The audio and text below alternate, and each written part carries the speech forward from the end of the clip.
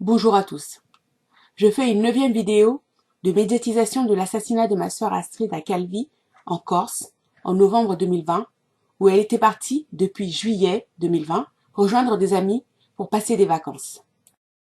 C'est aussi le moyen pour moi d'informer notre grande famille, en France et à l'étranger, ainsi que tous les amis d'Astrid, de l'évolution du combat que nous avons engagé pour que justice lui soit rendue.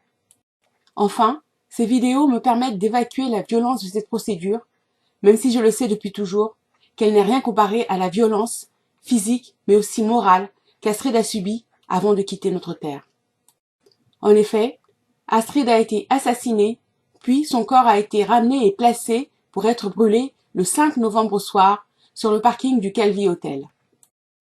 Le 6 novembre, la presse locale a publié le drame en indiquant que la piste du suicide par immolation était privilégiée par les services du procureur. Nous, sa famille, n'avons été informés de sa mort que 14 jours plus tard, contrairement à la Corse et à la France entière, car Morandini, dans son émission Crimes et faits divers, la quotidienne, en avait parlé. Ce que nous avons appris bien trop tard pour pouvoir exercer un droit de réponse. Pour justifier leur silence à notre égard, les autorités ont prétexté attendre les résultats des analyses ADN avant de nous annoncer la terrible nouvelle. Pourtant, des faisceaux d'indices permettant une identification très rapide existaient, comme le témoignage des gens sur place qui avaient dit aux journalistes la connaître, ses papiers d'identité dans sa chambre avec sa photo dessus, et aussi le fait qu'elle était la seule et dernière occupante du Calvi Hotel. Non, ce silence, c'était juste pour boucler une enquête sommaire et orientée, pour conclure coûte que coûte, y compris en tordant le cou à la vérité, au suicide de notre petite Astrid. Pas un instant, ils n'ont pensé que celle qui n'était qu'une pauvre folle à leurs yeux avait une famille qui l'aimait et allait la rechercher. Nous sommes remontés jusqu'à eux et le 19 novembre 2020, outre de nous annoncer sa mort violente au téléphone, ils ont déclaré avoir bouclé leur enquête de 14 jours et conclu à son suicide par immolation, nous présentant Astrid comme une femme solitaire et mal dans sa peau. Ce même jour, 19 novembre 2020, ils nous ont demandé de commencer les démarches pour rapatrier sa dépouille sur le continent, pour se débarrasser de ce cadavre encombrant qu'ils n'ont pas eu le temps de faire disparaître, car notre amour a été un grain de sable dans les rouages de leur machine à fabriquer du mensonge. Le 8 décembre 2020, au lieu de la fosse commune ou du crématorium dans lequel les autorités envisageaient de se débarrasser de son corps, nous avons pu donner une sépulture digne à notre petite Astrid. Trahie par ses amis corses qu'elle avait rejoints, Astrid a ici été accompagnée dans sa dernière demeure par sa famille, ses amis et les gens qui l'aimaient. Après le choc, nous, sa famille et tous ceux qui, de près ou de loin, avaient côtoyé Astrid, avons immédiatement et unanimement rejeté la thèse de son suicide. Astrid était rayonnante, aimait les animaux et était bien trop joviale et sociable pour mettre fin à ses jours, seule, en se grillant comme une saucisse, sur le parking d'un hôtel, alors qu'elle avait une grande famille et de très nombreux et vrais amis ici sur le continent. Ils auraient mieux réussi leur coup s'ils l'avaient bourrée de médicaments et laissé mourir, seule, dans sa chambre du Calvi Hotel. Suspectant un meurtre et la volonté de protéger des natifs de l'île, nous avons porté plainte devant le procureur de Bastia pour assassinat, précédé d'extorsion de fonds, car Astrid, d'ordinaire très économe, avait, étonnamment, lâché près de 30 000 € en 4 mois de séjour là-bas. Par une décision envoyée en lettres simples, tarifs et copies, le procureur de Bastia a rendu une décision de classement sans suite de notre plainte, au motif qu'il s'agissait d'un suicide, Astrid étant, au moment de l'intervention des autorités, debout dans les flammes et donc vivante. Description des faits dont nous avons bien entendu douter, car qui peut croire un instant qu'une personne brûlant vive ne hurle, ne se roule dans l'herbe, ni ne court partout pour éteindre les flammes et cesser cette souffrance épouvantable. Sans attendre ces décisions du procureur, rendues très tardivement, qu'ils auraient aussi bien pu confier à un pigeon voyageur, pour nous montrer plus clairement encore leur mépris pour notre réclamation, car ce genre d'acte de procédure faisant grief et ouvrant des délais de contestation devait à minima être envoyé en recommandé avec accusé de réception. Nous avions porté plainte avec constitution de partie civile devant le juge d'instruction. Tout ça bien sûr dans l'espoir qu'une enquête digne de ce nom serait menée, que les auteurs seraient sérieusement recherchés qu'ils seraient mis en examen et incarcérés dans l'attente d'un procès digne de ce nom qui aboutirait à leur condamnation. Quelle naïveté de notre part d'avoir cru ça, ne serait-ce qu'un instant, et je vais vous expliquer pourquoi. En effet, après notre plainte avec constitution de partie civile, une instruction de près de 16 mois a été ouverte, au cours de laquelle toute la famille a été entendue, ainsi que des personnes qu'Astrid avait, pour différentes raisons, rencontrées là-bas en Corse. Le dossier d'instruction a été remis à notre avocat, et en tant que partie civile, j'ai demandé et ai eu accès aux photos, procès-verbaux d'édition et résultats des recherches diligentées depuis le début de cette terrible affaire.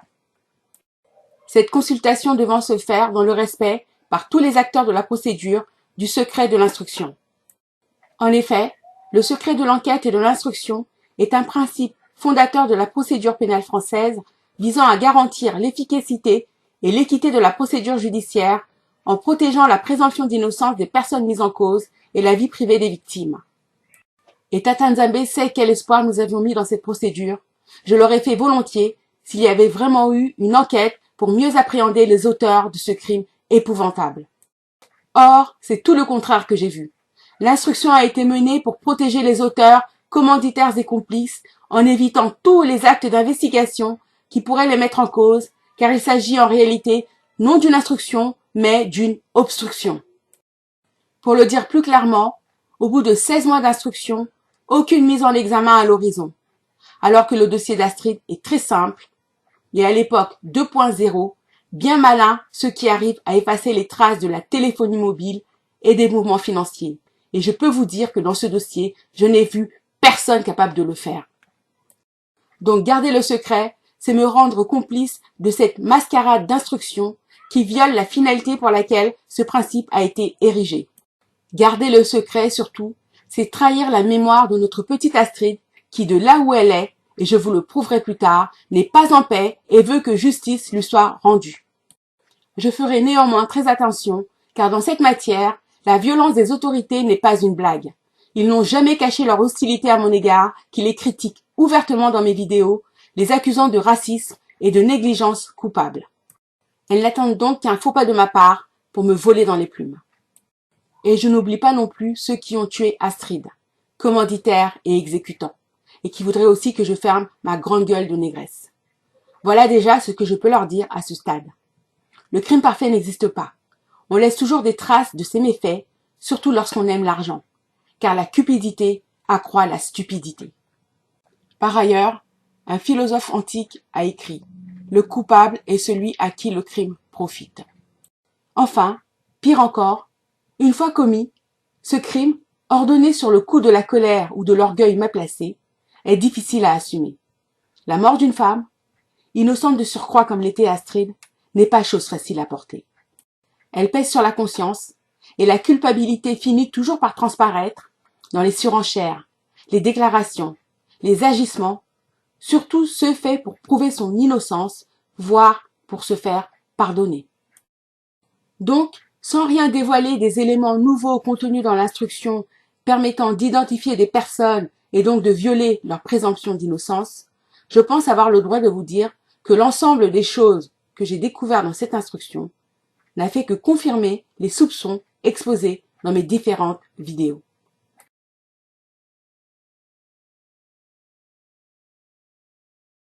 Des probables vraies pistes non explorées, des fausses pistes creusées jusqu'au noyau de la terre, tout a été fait, au mépris toujours de la vérité, pour confirmer le résultat de l'enquête préliminaire, le suicide par immolation d'Astrid. Je ne tairai pas non plus ma peine pour le mépris que j'ai constaté pour Astrid dans leurs actes de procédure. Ce mépris ressort clairement de certaines mentions des procès-verbaux, tant dans l'enquête préliminaire que dans l'instruction elle-même. Dans toutes les sociétés humaines, il y a un principe sacré, celui du respect des morts. Il faut croire qu'Astrid, vivante comme morte, ne méritait pas ce respect. Les mensonges de certains pour la faire passer pour folle, les recherches périphériques des enquêteurs, les commentaires désobligeants, parfois carrément insultants, rien n'a manqué dans ce dossier. Alors que franchement, lorsque la vérité éclatera, car elle éclatera un jour, tout le monde saura qu'Astrid, ne méritait pas le sort qui lui a été réservé. Bien au contraire. Je peux même dire, sans pouvoir vous l'expliquer clairement maintenant, qu'Astrid a posé des actes dignes d'une sainte, que très peu, moi comprise, auraient pu poser.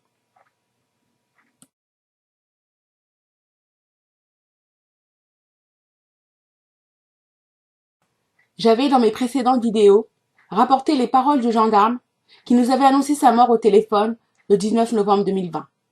Il avait déclaré qu'ils avaient rencontré Astrid au cours de son périple en Corse lorsqu'il s'était déplacé pour régler un incident survenu dans un hôtel où elle séjournait. La cause du litige, à l'origine de l'intervention des gendarmes, a varié car dans un premier temps, il s'agissait d'un conflit entre des voisins de chambre pour une histoire de tapage de bruit. Puis, c'est devenu une dispute entre Astrid et le gérant de l'hôtel pour un motif financier. Cette deuxième version nous paraissait déjà suffisamment grave pour justifier une mise en protection d'Astrid, car partout ailleurs dans ce monde, y compris donc en Corse, on tue pour l'argent. Dans l'instruction, nous avons trouvé une troisième explication que je ne puis, secret de l'instruction oblige, dévoiler. La déposition du gendarme ayant rencontré Astrid ce soir-là est proprement ahurissante. Elle est même accablante pour celui qui l'a faite. Si cette version n'est pas mensongère, et nous savons d'expérience que ces gens assermentés ne mentent jamais, je dis ça, je dis rien, les autorités auraient dû, à une plus forte raison encore que les deux autres, déclencher la mise en protection immédiate d'Astrid. Donc oui, j'avais raison, les autorités n'ont pas porté secours à Astrid et ont scellé son sort par cette négligence coupable.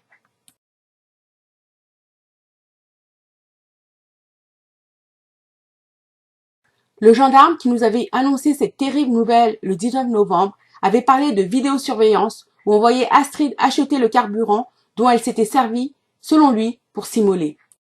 J'avais démenti, disant que c'était une femme noire de l'entourage d'Astrid qui avait pu être prise pour elle. Mais j'avais tort. Ce gendarme avait dit vrai. C'était bien Astrid sur la vidéosurveillance de la station d'essence. Sans pouvoir justifier mes propos maintenant, sachez néanmoins que les amis d'Astrid ont eu la cruauté de lui faire acheter le carburant avec lequel ils allaient la brûler. Nous n'avons en revanche pas eu de vidéosurveillance du Calvi Hotel où on voit Astrid sortir de sa chambre avec sa couverture sur elle, aller vers le parking où était caché son attirail de la parfaite auto-immolatrice, disposer ses brindilles de bois autour d'elle, ouvrir ses bidons d'essence et d'alcool à brûler une à une, essuyer ses empreintes digitales avec l'éponge rouge et craquer une allumette pour se mettre le feu. Preuve incontestable de l'auto-immolation d'Astrid, qui manque, pourtant, au dossier. No comment.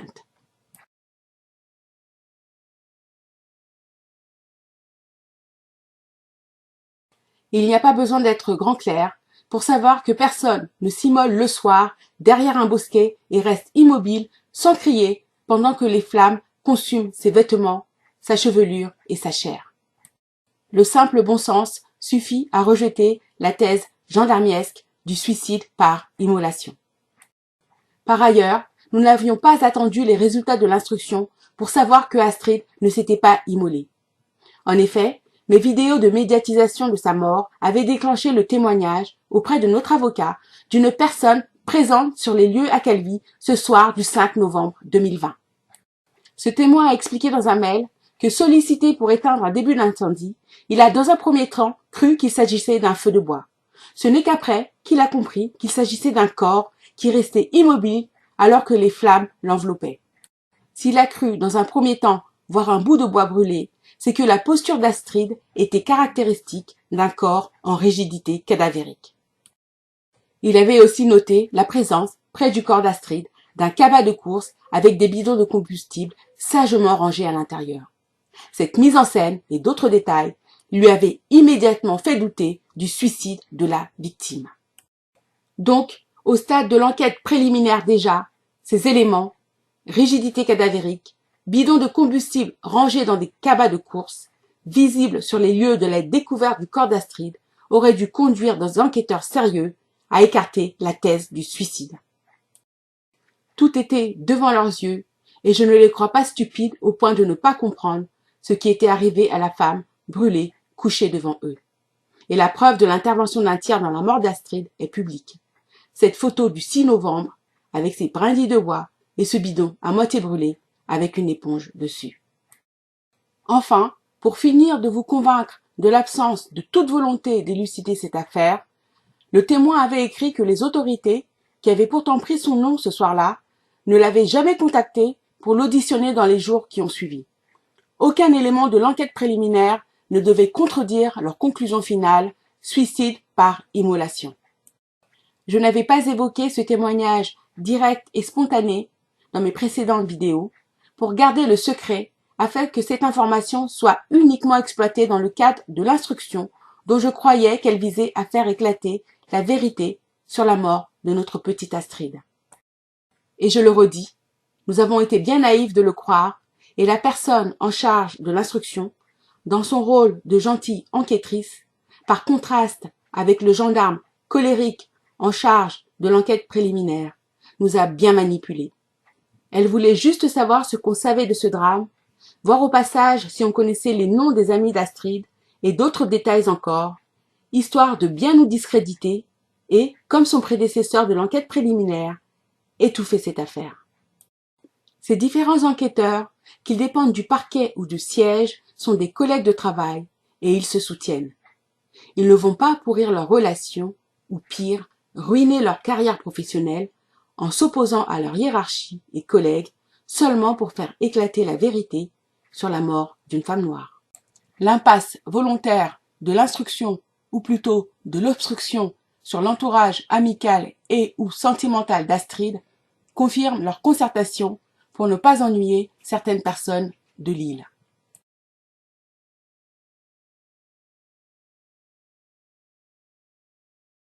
Dans mes précédentes vidéos, j'avais émis l'hypothèse qu'Astrid, avant d'être sortie morte sur le parking de l'hôtel pour être brûlée cette nuit du 5 novembre, avait été tuée dans sa chambre d'hôtel dans l'après-midi et, à 14h48, après le départ de ses agresseurs, avait quand même trouvé la force, alors que la ville a quitté, de me passer un coup de fil, un appel en l'absence de 3 longues minutes silencieuses. Eh bien, je m'étais trompée. Et ce que je vais dire maintenant ne viole pas le secret de l'instruction, car aucun élément du dossier n'évoque ce fait. Ils n'ont pas tiré les conséquences de ce qui était devant eux, ils n'allaient pas chercher à dévoiler ce qui risquait de conforter la thèse de l'assassinat. L'examen minutieux des pièces de l'instruction, et notamment la photo de la dépouille d'Astrid, a fait vaciller ma croyance en la date officielle de sa mort, soit le 5 novembre 2020. Ce détail m'a causé un trouble dont je n'ai pas pu parler aux autres membres de ma famille, car même vis-à-vis d'eux, j'étais tenue au secret de l'instruction. Et c'est Astrid elle-même qui a apporté la réponse à ma question, en passant par notre grande sœur Brigitte. Esprit Congo quand tu nous tiens. Les Congos ne meurent pas. Astrid était une Congo. Brigitte m'a dit avoir, en songe, vu Astrid venir vers elle, comme si elle s'était libérée d'un endroit. Elle lui a alors déclaré « Brigitte, j'ai été séquestrée ». J'avais là la réponse à ma question. Et je vous expliquerai le jour où je serai totalement déliée du secret de l'instruction, le détail sur le corps d'Astrid qui m'a fait douter de sa mort dans cette journée du 5 novembre 2020. Ce message de l'esprit d'Astrid corrobore une rumeur parvenue jusqu'à nous au tout début de cette affaire et dont je n'avais pas parlé dans mes vidéos.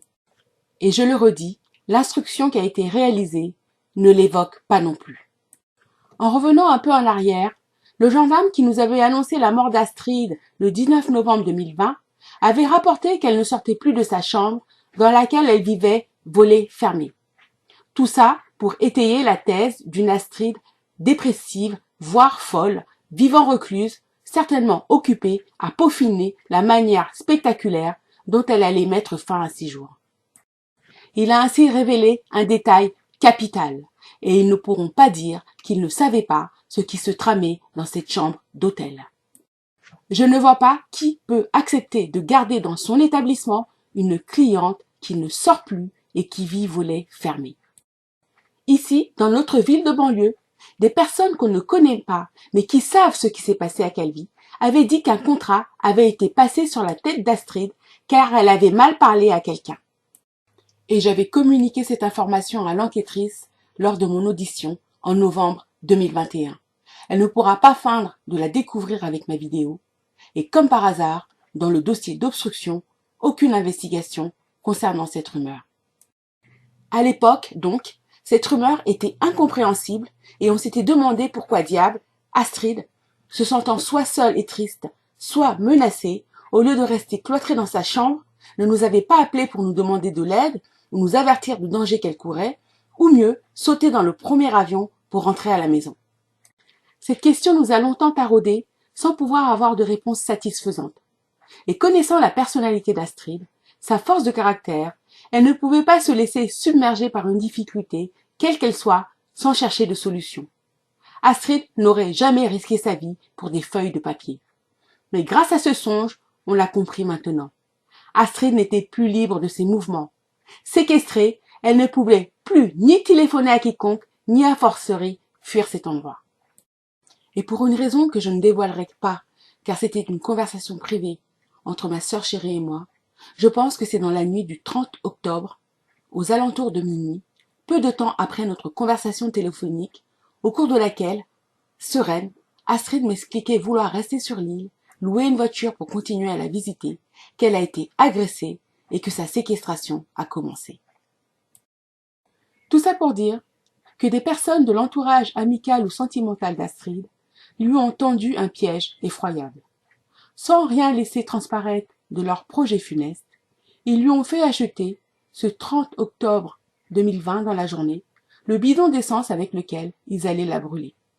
Ils ont déboulé dans sa chambre cette nuit-là, aux alentours de minuit, après notre dernière conversation téléphonique, pour la séquestrer. Ils ne lui ont donné aucune chance de partir, y compris en renonçant à l'argent dont elle réclamait le remboursement. Astrid leur aurait laissé volontiers, car non cupide et donc non stupide, elle n'aurait jamais risqué sa vie pour des feuilles de papier. Ainsi donc, la dernière preuve de vie certaine d'Astrid, pour moi en tout cas, était le 30 octobre 2020. Donc je m'étais trompée et l'appel du 5 novembre à 14h48 n'était certainement pas d'elle. De toute façon, ça ne lui ressemblait pas de laisser défiler la bande sans enregistrer de message. Elle ne l'avait jamais fait sa vie durant. Cet appel du 5 novembre a été passé par un tiers pour donner une illusion de vie. Astrid n'est pas morte, comme l'ont dit les autorités le 5 novembre 2020, mais 1 ou 2 jours plus tôt, ce qui explique sa rigidité ce soir du 5 novembre 2020.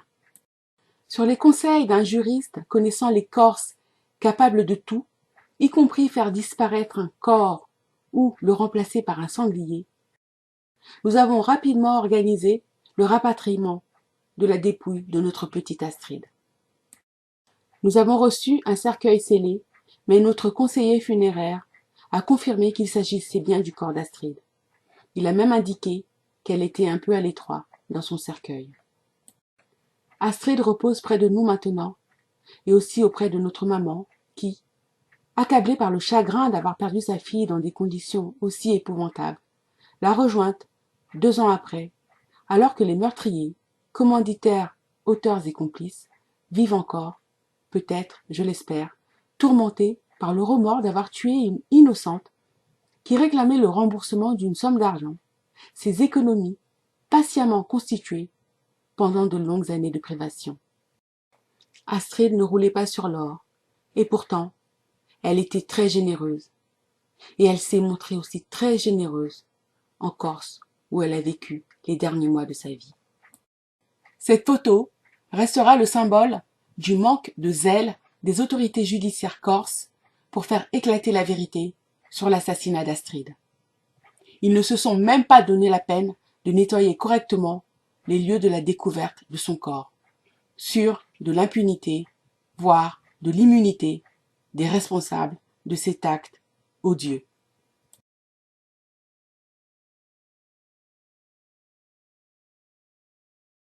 J'ai longtemps imaginé comment était positionné le corps d'Astrid à cet endroit. Quand j'ai pu avoir accès au dossier d'instruction avec les photos qu'il contient, il m'a fallu plusieurs jours avant d'avoir la force de les regarder. Puis j'ai prié et Tata Nzambe m'a aidé. Je les ai consultées. Ces dernières photos d'elle, plus de 2 ans après sa mort. Cela m'a fait de la peine de la voir là, allongée sur le côté, le corps sans vie. Mais j'ai été soulagée, car elle était à peine brûlée. Astrid était comme on l'a connue, avec son joli teint caramel, ses formes généreuses, sa jolie boue ronde, quoique légèrement noircie par l'incendie, mais toujours très belle pour moi. Je ne peux pas vous dire pourquoi pour le moment, mais par-delà sa mort, Astrid a bénéficié d'une protection qui a déjoué les plans de ses assassins. Je le redis, le crime parfait n'existe pas. Des forces invisibles contrecarrent toujours les plans des êtres diaboliques qui font du mal aux êtres innocents. Outre d'avoir été sur les lieux avant les autorités ce soir du 5 novembre, la personne qui a contacté notre avocat a été la seule à intervenir et a pris de gros risques pour éteindre le feu allumé sur elle. Son action a permis de préserver le corps d'Astrid des flammes qui devaient la carboniser pour cacher les sévices à elle infligés. Je le redis à ceux qui en doutent encore. Astrid ne s'est pas suicidée par immolation. Elle ne s'est même pas suicidée du tout. À ce que j'ai vu sur les photos, ils ont fait du sale, du très sale sur Astrid.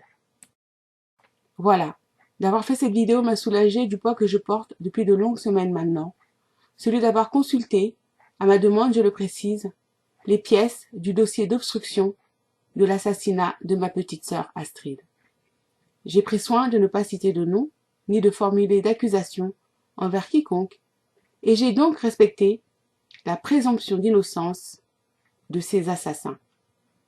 Pourtant, je crois avoir compris l'essentiel.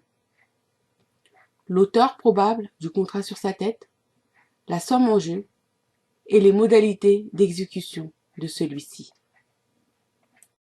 Vous qui avez suivi cette affaire depuis le début, vous avez bien remarqué que dans cette vidéo, j'ai rectifié quelques hypothèses, puisqu'évidemment, je n'étais pas sur place, mais que je n'ai rien dit de nouveau par rapport à mes précédentes vidéos. Négligence des autorités qui auraient pu sauver Astrid, mobile financier de son assassinat, orchestré par ses amis, antériorité de la mort d'Astrid à la découverte de sa dépouille, crémation pour cacher les sévices sur son corps, et enquête à minima pour protéger des gens de l'île. La seule nouveauté est la révélation de sa séquestration par Astrid elle-même en esprit. Preuve, s'il en est besoin, que là où elle suit tout ce qui se passe ici de très près. L'affaire de ma sœur dérange, ce que nous avons suspecté dès le début.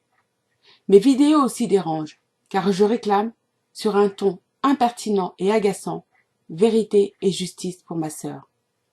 S'ils pouvaient me faire taire, y compris définitivement, comme ils l'ont fait pour Astrid, qui les a dérangés en réclamant ce qui lui appartenait, ils n'hésiteront pas. Sauf qu'ici, sur le continent, ils ne bénéficieront peut-être pas du climat insulaire si complaisant.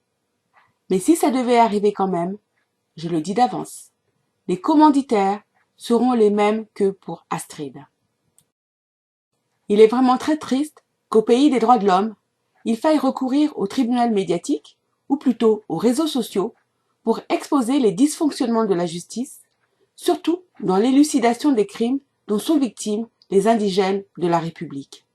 La procédure n'est pas encore terminée, et nous avons, comme le permet le Code de procédure pénale, demandé d'autres investigations au juge d'instruction. Mais comme ils ont mis près de 2 ans pour accoucher d'une souris, je crains qu'il nous fasse encore attendre autant de temps pour un résultat similaire. Leur stratégie sera de faire durer la procédure pour nous décourager. C'est pourquoi je vous demande de partager largement cette vidéo à tous vos contacts et sur tous vos réseaux sociaux. C'est mon seul moyen d'action, car je l'ai déjà dit, les médias mainstream se contrefichent de la mort d'une femme noire. Cette femme était ma sœur Astrid, mais demain, ça pourrait être votre femme, votre fille. Nous devons dénoncer ces scandales pour arrêter le dévoiement des institutions judiciaires. Ce monde ne leur appartient pas plus que nos vies et nos corps. La place des meurtriers, quel que soit leur rang et statut social, est derrière les barreaux. Seule la divulgation de cette affaire forcera les autorités françaises à admettre qu'elles ont négligé de protéger Astrid, l'exposant ainsi à cette mort horrible. Seule la divulgation de cette affaire forcera les autorités françaises à faire ce qu'elles ne veulent pas faire, dire la vérité et lui rendre justice. Merci.